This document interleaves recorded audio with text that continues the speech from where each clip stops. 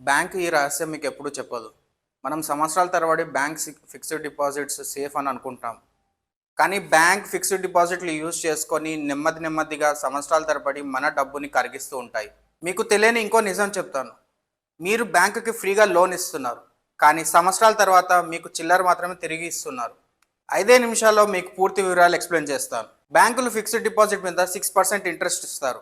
అంటే ఒక 10 లక్షల ఫిక్స్డ్ డిపాజిట్ మనం చేస్తే సంవత్సరం తర్వాత 10,06,000 రూపాయలు మనకిస్తారు. కానీ నిజానికి వస్తువుల ధరలు ప్రతి సంవత్సరం 7 to 8%, 7 నుంచి 8% పెరుగుతూ ఉంటాయి. దాన్ని మనం ఇన్ఫ్లేషన్ అంటాం. అంటే మనం 10 లక్షలు చేసే ఫిక్స్డ్ డిపాజిట్తో వచ్చే 10,06,000తోని నిజానికి మనము 9,80,000 ఖరీదు గల వస్తువులు మాత్రమే కొనగలుగుతాం. ఇక్కడ మనము ప్రతి సంవత్సరం 20,000 నష్టపోతున్నట్లు మనం అర్థం చేసుకోవచ్చు. ఫిక్స్డ్ డిపాజిట్ సేఫ్ అనిపిస్తుంది, కానీ ఇక్కడ నిజానికి మనం డబ్బు నష్టపోతున్నాం. అసలు బ్యాంక్స్ డబ్బులు ఎలా సంపాదిస్తాయి? మనం చేసే ఫిక్స్డ్ డిపాజిట్ మీద 6 to 7% ఇంట్రెస్ట్ మనకిస్తాయి. ఇచ్చి మన డబ్బును తీసుకొని క్రెడిట్ కార్డ్స్ కానీ, హోమ్ లోన్స్కి కానీ, బిజినెస్ లోన్స్ మీద 12 to 36% ఇంట్రెస్ట్ రేట్ మీద లోన్స్ వేరే వాళ్ళకి ఇస్తారనమాట. ఈ డిఫరెన్స్ అమౌంట్ ఏదైతే ఉందో అది బ్యాంక్స్ యొక్క ప్రాఫిట్. ఈ ప్రాఫిట్స్లో మనకి చిల్లర మాత్రమే రిటర్న్ ఇస్తారు. బ్యాంక్లో ఫిక్స్డ్ డిపాజిట్ చేయగానే లాక్ ఇన్ పీరియడ్ ఉంటుందని చెప్తారు. At the same time premature విత్డ్రాల్కి పెనాల్టీస్ కూడా వేస్తారు. మీ డబ్బు మీద మీకు ఫుల్ కంట్రోల్ ఉండదు, కానీ బ్యాంక్ మాత్రం ఫుల్ ఫ్రీడమ్ ఉంటుంది. 2019లో పిఎంసి బ్యాంక్లో జరిగింది అందరికీ తెలుసు. అప్పుడు వాళ్ళ డబ్బు వాళ్ళు విత్డ్రాల్ చేయడానికి జనాలు రోడ్ల మీదకి రావాల్సి వచ్చింది. ఫిక్స్డ్ డిపాజిట్ హోల్డర్స్ నెలల తరబడి వాళ్ళ అమౌంట్ వాళ్ళకి తిరిగి రాలేదు.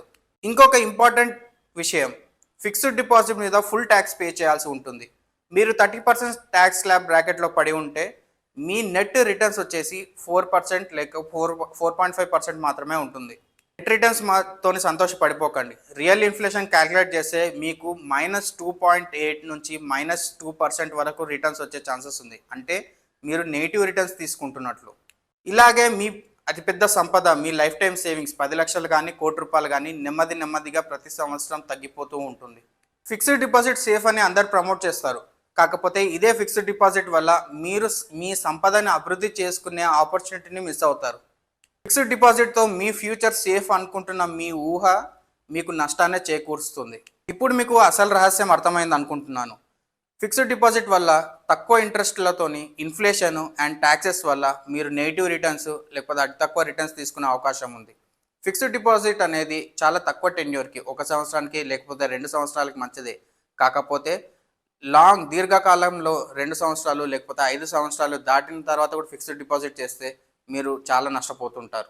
ఈ ఫిక్స్డ్ డిపాజిట్ వల్ల సంవత్సరాలలో మనం చూసుకుంటే మన సంపద మొత్తం ఆవిరైపోతుంది. షార్ట్ టర్మ్ కోసం ఫిక్స్డ్ డిపాజిట్ మంచిదే, కాకపోతే లాంగ్ టర్మ్లో మనం సంపదని సృష్టించాలి అంటే ఫిక్స్డ్ డిపాజిట్ కాకుండా వేరే మార్గాలు వెతుక్కోవడం తప్పనిసరి. ఈ వీడియోని మీ ఫ్రెండ్స్ అండ్ ఫ్యామిలీతో షేర్ చేయండి. అండ్ మీకు ఎటువంటి క్వైరీస్ ఉన్నా కమెంట్ సెక్షన్లో మెన్షన్ చేయండి. Thank you.